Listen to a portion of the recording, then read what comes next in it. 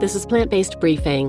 Why this undercover investigator is helping others expose animal abuse by Erin Wing at sentientmedia.org. And I'm Marian Erickson, host of this curated content plant-based podcast, where I narrate a variety of articles on plant-based, compassionate, and eco-friendly living with permission in about 10 minutes or less every weekday. Today's article is from Erin Wing. She's Deputy Director of Investigations at animaloutlook, animaloutlook.org, where she supports and counsels undercover investigators. Previously, she was an undercover investigator for 2 years, where she documented the horrors of animal agriculture at dairy farms, an aquaculture farm, and a chicken farm, among others. She faced isolation and fear of discovery in order to show images and video of standard practices to the world. So I need to give a trigger warning here. There's some information she shares about standard industry practices, but they're difficult to hear. So now let's get to today's plant-based briefing. Why this undercover investigator is helping others expose animal abuse by Erin Wing at sentientmedia.org.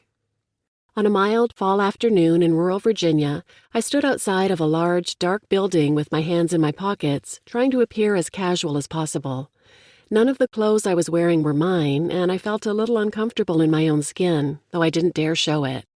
A worker asked me if I'd ever killed a chicken before, and if I knew how to do it. With as much confidence as I could muster, I told him I hadn't, but I'd be willing to learn if someone showed me.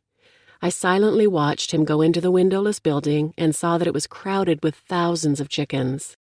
He picked one up and handed her to me to kill. My heart was pounding in my ears as I held this innocent live bird in my hands. I hesitated for a moment, and he took her from me and broke her neck with a smile before tossing her back into the barn. Her dead body would stay there amongst the living chickens until another worker came by to dispose of it. As I watched that worker so easily take the life of that chicken, I didn't flinch. I couldn't flinch. I had to keep my cover.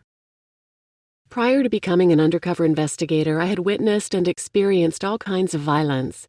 It was one of the reasons I knew I would be well suited for the job, and one of the main reasons I applied.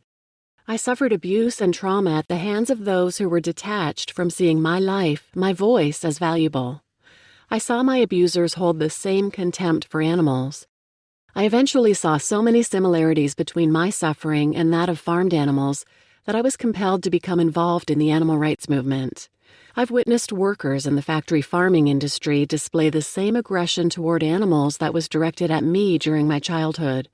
I recognized a lot of the same patterns of behavior, but amplified to the highest degree. To this day, what I witnessed and documented during my undercover investigations still haunts me. At a chicken factory farm, I saw workers impale chicks with metal nails. At Martin Farms, a dairy factory farm in rural Pennsylvania, a manager stabbed a cow in her abdomen and dragged cows with tractors through dirt and feces.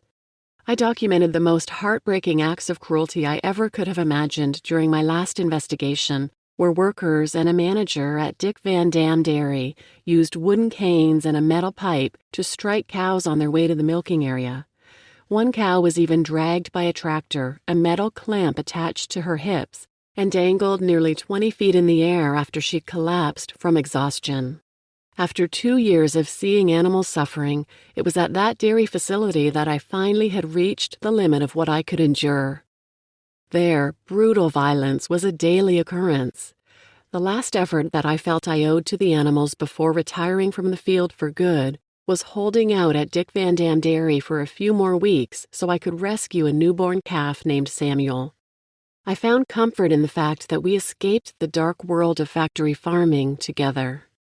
Yet violence is not isolated to the 4 facilities I investigated. It exists throughout factory farming. Some workers unleashed all their anger and aggression by physically abusing the animals. On many nights, I struggled to keep my composure, almost feeling like I was back in the same abusive environment I had escaped many years ago. And while Samuel and I now live peaceful lives, for most farmed animals, there is little hope for escape. Animals at factory farms live a harsh existence, yet this large-scale suffering is so normalized. The animal agriculture industry wants the truth about these facilities kept secret, and most importantly, wants consumers to accept exploiting and eating animals as the norm. Make no mistake, it is through animal suffering that this industry profits. After being an investigator and seeing firsthand what really goes on inside factory farms, my conviction is that much stronger that farming animals for food is wrong. It made me realize that there is an interconnectedness between the way we treat all living beings, that our actions toward them impact the world in which we live. The number of animals abused and killed for food rises by the second, and my mission is far from over.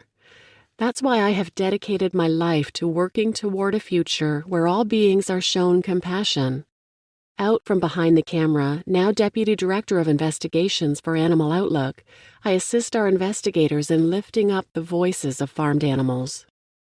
It's time to rethink our food system and stand up to this industry that perpetuates the suffering of billions of farmed animals. You just listened to Why This Undercover Investigator is Helping Others Expose Animal Abuse by Erin Wing at sentientmedia.org. And I'm your host, Marian Erickson, and wow, this is a tough one. It must be an unbelievably difficult job to be an undercover investigator.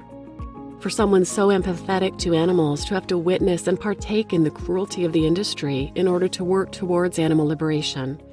I struggled just reading this. I had to stop several times because I was brought to tears.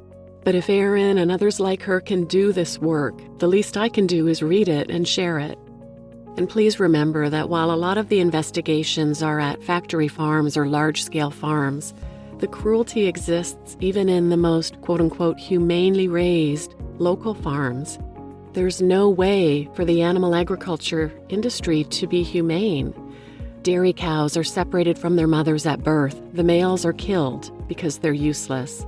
The females are sent to slaughter at about 5 years of age, about a quarter of their natural lifespan, when their milk production wanes, and they're physically and emotionally too exhausted to continue, and they get dragged off to slaughter because they're holding up the production line.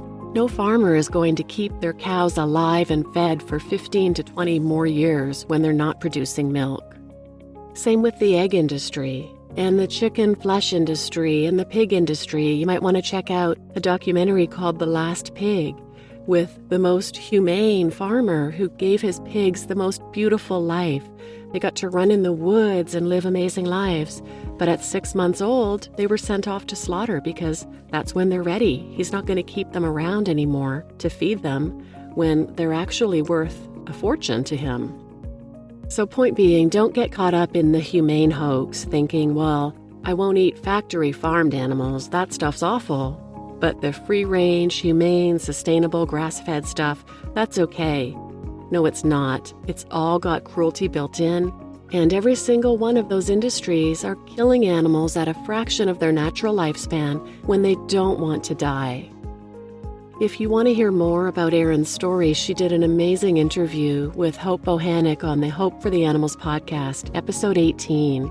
So I'll put a link to that in the show notes as well.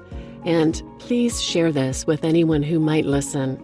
And thank you for listening.